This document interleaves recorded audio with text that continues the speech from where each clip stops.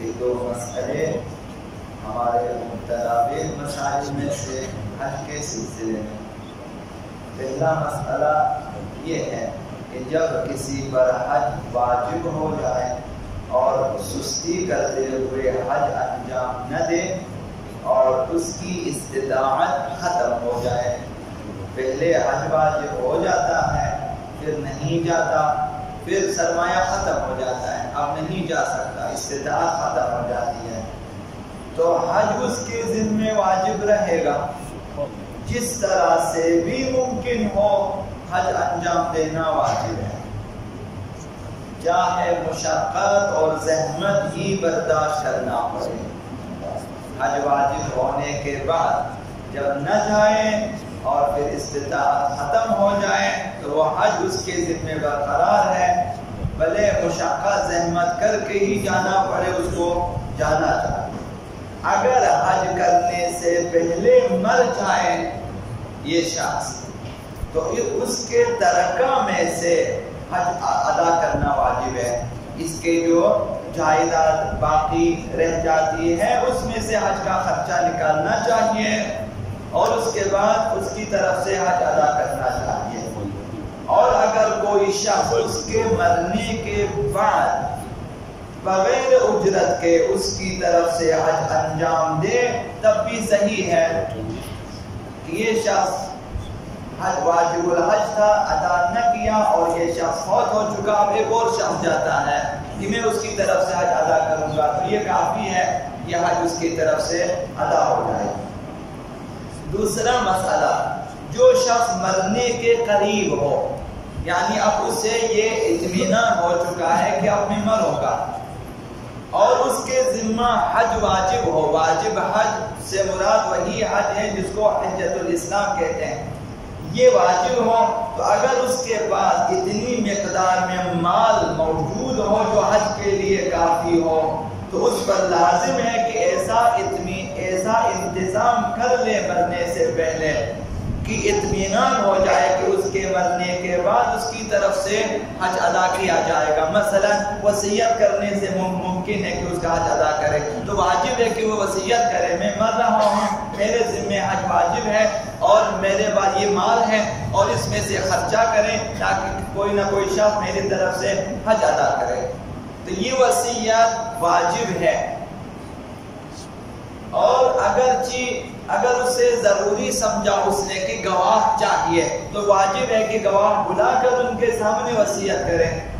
کہ تم لوگ گواہ رہیں کہ میرے ذمہ حج واجب الادا ہے اور یہ میرا مال ہے، میں وصیت کرتا ہوں کہ میری طرف سے حج ادا کیا جائے۔ یہ دوسرا مسئلہ۔ تیسرا مسئلہ آج کا یہ ہے کہ جو شخص مرنے کے قریب ہو اس کے ذمہ حج واجب الادا ہو، اگر اس کے پاس اتنا مال نہ ہو، اگر مال ہو تو وصیت کرنا مثلا واجب ہے، اگر مال نہ ہو اس کے پاس جو حج کے لیے کافی ہو، لیکن احتمال ہو اسے کہ اس کے مرنے کے بعد کوئی نہ کوئی شخص اس کی طرف سے حج کرے گا، تو واجب ہے کہ وہ وصیت کرے، بھائی میرے پاس مال تو نہیں ہے لیکن میں واجب الحج ہوں، میرے ذمہ حج واجب ادا ہے، تو تمہیں معلوم ہونا چاہیے اگر کوئی ادا کرنا جو میری طرف سے ادا کرے۔ اگر احتمال ہو کہ کوئی نہ کوئی شخص اس کا حج انجام دے گا تو واجب ہے کہ وصیت کرے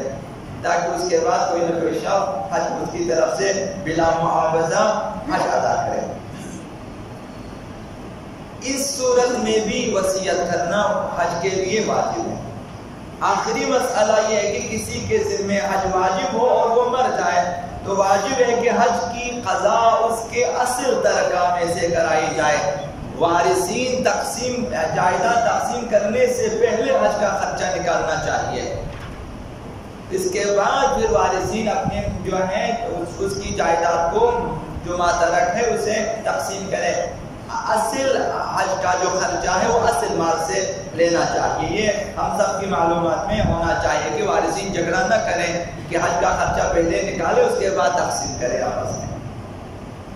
اگرچہ اس نے وصیت نہ بھی کی ہو، وارثین کو پتہ ہے کہ ہمارے مثلا مرحوم چاہے وہ بھائی ہے والد ہے جو بھی ہے یہ واجب الحج تھا ادا نہیں کیا، اب اس کے پاس اتنا مال ہے، تقسیم سے پہلے اس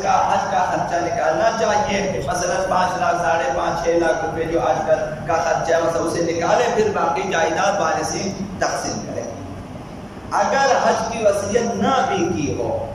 اگر حج کی وصیت کی ہو اس نے کہ میرے ذمے واجب الحج, میں واجب الحج ہوں اور میرے ذمے حج واجب الادا ہے, اور اس نے مخصوص نہ کیا ہو اور میرے مال میں سے کر دے, ثلث مال کے لیے اس نے مخصوص نہیں کیا کہ حتماً 1/3 میں سے لے لے, تو اس صورت میں بھی حج کا جو خرچہ ہے وہ اصل ترکہ سے لینا ضروری ہے. تقسیم سے پہلے حج کا خرچہ لیا جائے گا. اگر وصیت کی ہو اور یہ کہا ہو کہ میرے 1/3 میں سے 1/3 میں سے لے لے,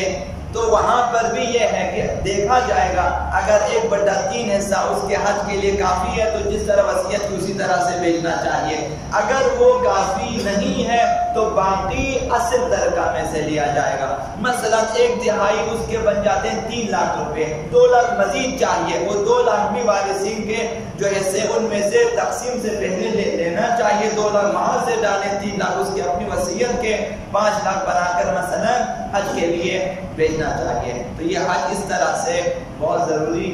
جو ہے مسئلہ ہے, اس کی طرف توجہ دینے کی ضرورت ہے. اللهم صل علیہ باسمک العظیم العظم العز الجل الاکرم یا اللہ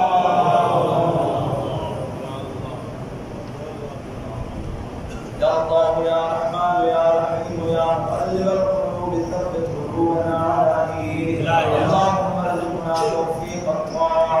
وبعد المعصية وصدق النية وعفانا الحرمة وأكرمنا بالهدى والاستقامة وسدد ألسنتنا بالصواب والحكمة واملأ قلوبنا بالعلم والمعرفة وطهر بطوننا من الحرام والشبهة واكف أيدينا عن الظلم والسرقة واغض أبصارنا عن الفجور والخيانة واسدد أسماعنا عن اللغو والغيبة